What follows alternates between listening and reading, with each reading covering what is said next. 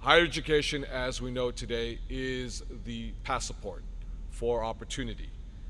It's one of the most effective ways to create upward mobility, to give a child a shot to rise out of poverty. And it's also a critical driver of our economic competitiveness as a state. But unfortunately, it is out of reach for many bright young Californians through no fault of their own.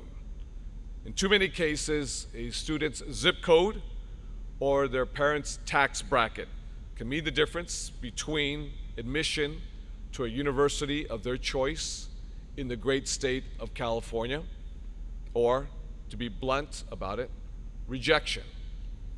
California's high school graduation rate is improving as a whole.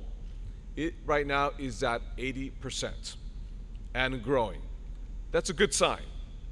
However, of these graduates, only 42%, only 42% of them actually meet the A through G course requirements, which, as we all know, especially for our young matadors here, are the necessary requirements to be admitted to California's public universities. This is due in part to the fact that many of our high schools, especially those that serve poor and minority communities, do not offer all the necessary courses. As a result, and it doesn't take a rocket scientist to figure this out, as a result, students from very high income families are eight times more likely to get into college by the age of 24 as their peers from low-income families. We all know, and it doesn't make a difference who you are or where you come from, doesn't make a difference your income level. We all know that this is not fair. And it's also harmful to our long-term economic success as a state. As I mentioned a few moments ago, with me today are elected officials, organization leaders, principals, superintendents, and more importantly, students. The matadors who have joined us here today, who agree that we have a problem that impacts and affects our state.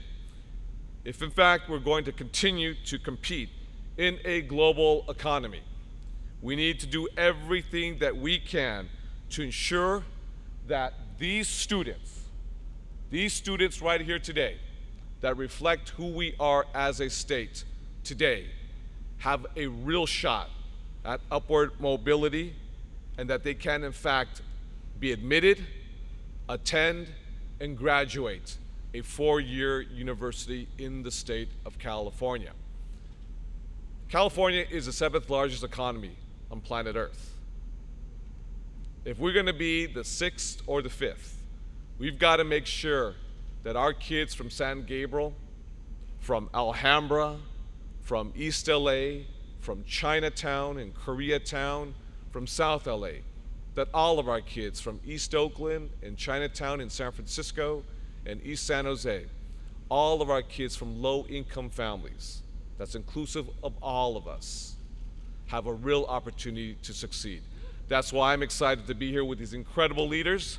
That's why I'm excited to be here to present SB 1050, because 1050 is not about us. 1050 is about these young men and women who work so hard. They work so hard because they want opportunity just like any other family in the state of California.